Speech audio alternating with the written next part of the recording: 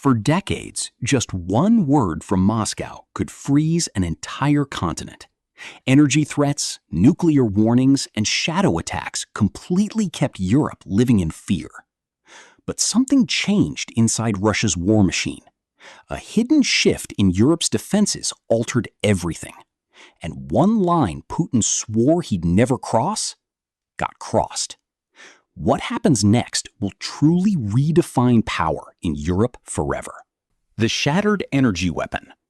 For years, Russia had a secret weapon that didn't need bombs or tanks. It was gas. Oil and gas pipelines, especially the famous Nord Stream lines, ran straight into Europe's homes and factories. Whenever Moscow wanted to scare a country, it just threatened to turn off the gas. Millions of people would go cold in winter. That was real power. But something started changing fast. European countries began building new supply routes, buying gas from other places, and passing tough new energy laws.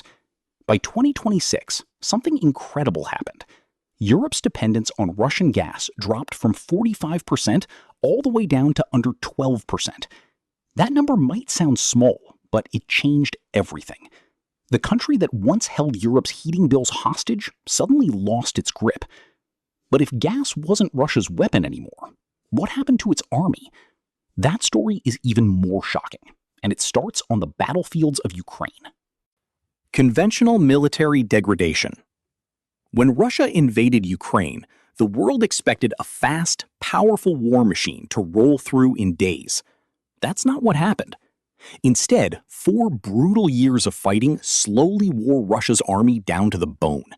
Elite units disappeared, modern tanks were destroyed by the thousands, precision weapons ran low. Soon, Russia was forced to pull rusty, decades-old equipment out of storage just to keep fighting. It even had to beg other countries for basic ammunition. This is not what a superpower's army looks like. Experts who study military strength closely say Russia's conventional forces are now structurally weaker, meaning broken down at a deep level. They no longer have the strength to fight on multiple fronts at once, let alone invade NATO countries. So if Russia's army is this damaged, how did Europe's northern borders change forever? The answer involves 2 countries nobody expected to join NATO. The Baltic Sea as a NATO lake. Vladimir Putin's biggest goal was pushing NATO backward, away from Russia's borders. Instead, his war triggered the exact opposite. 2 peaceful, neutral countries, Finland and Sweden, watched the invasion of Ukraine and made a historic decision. They joined NATO.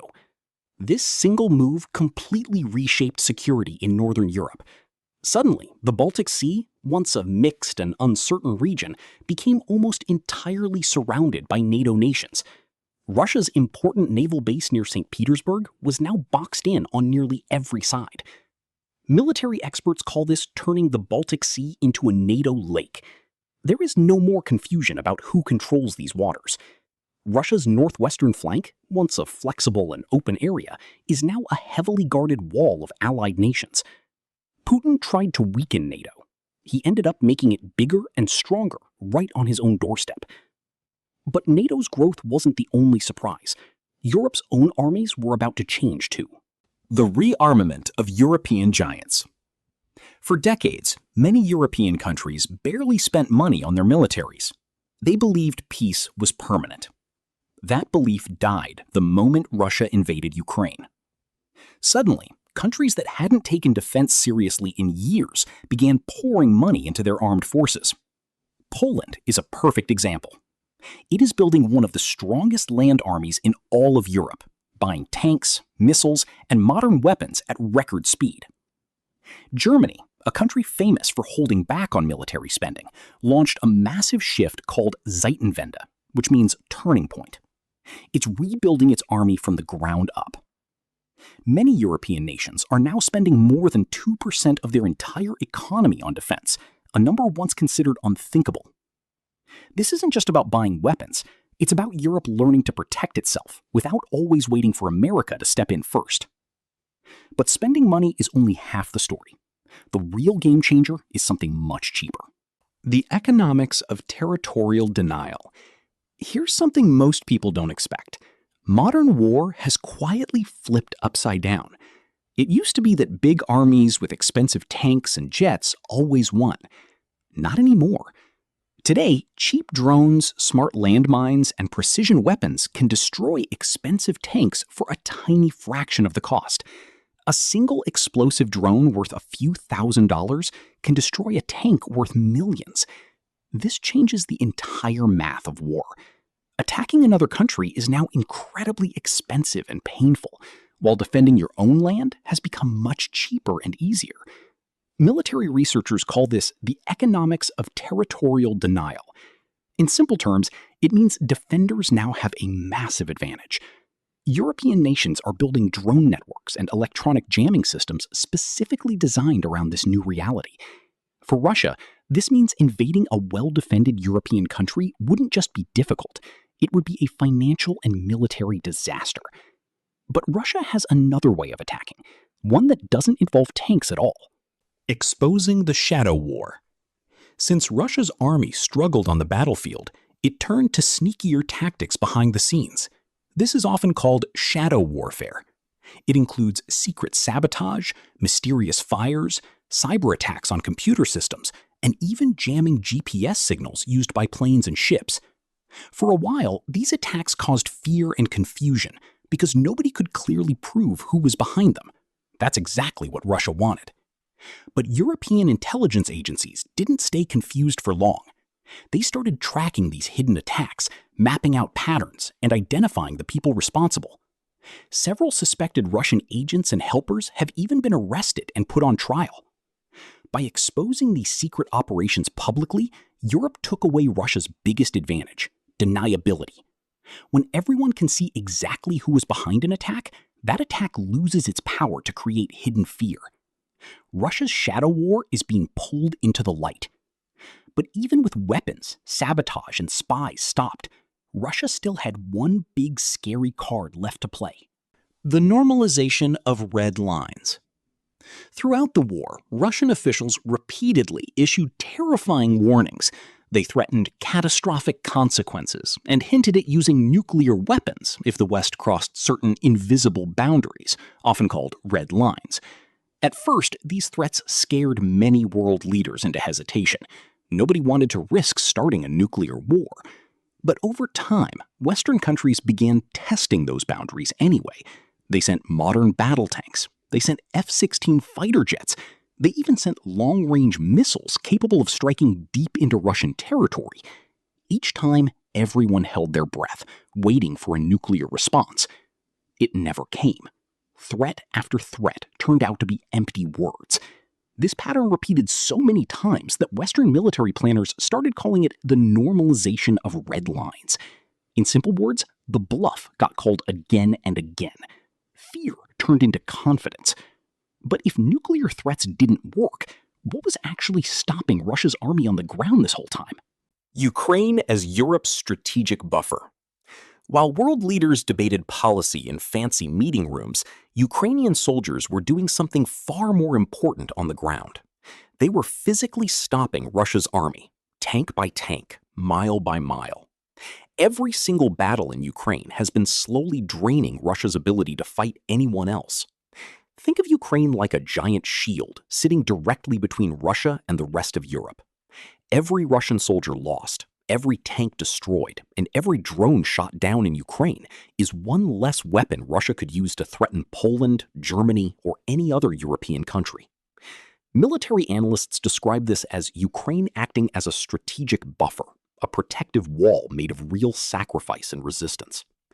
Without this ongoing resistance, Russia's military resources might have been free to focus elsewhere. Instead, they're stuck. This buffer has quietly protected millions of Europeans who may never realize how much they owe to this ongoing fight. But defense wasn't only happening on battlefields. It was also happening inside government buildings. Institutional and political resilience. Russia didn't just want to win militarily. It also tried to break Europe apart from the inside. Through fake news campaigns, online disinformation, and secretly funding extreme political groups, Russia hoped to divide European countries against each other. If Europe fought internally, it would be too distracted and weak to unite against Moscow. For a while, this seemed like a real risk. Instead, something surprising happened. European countries kept working together. Major sanctions against Russia kept passing. Financial support for Ukraine kept flowing.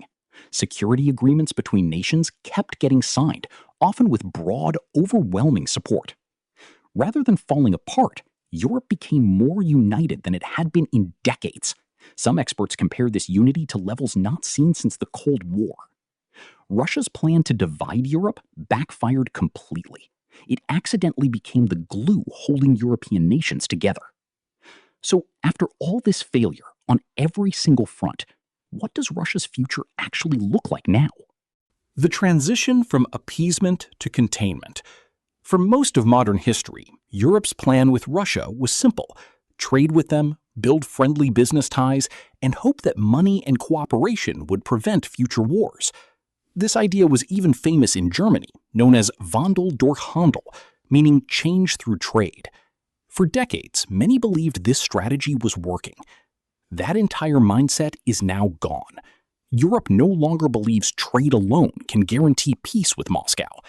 Instead, a new permanent strategy has taken over: containment. This means actively boxing Russia in through strong militaries, tight energy independence, and firm political unity, rather than hoping friendliness will calm things down. Europe isn't panicking anymore. It has quietly and steadily rebuilt its energy systems, its armies, and its political alliances to handle a long-term standoff with Russia. The fear that once defined an entire continent has been replaced with confidence and readiness. Russia spent years trying to intimidate Europe.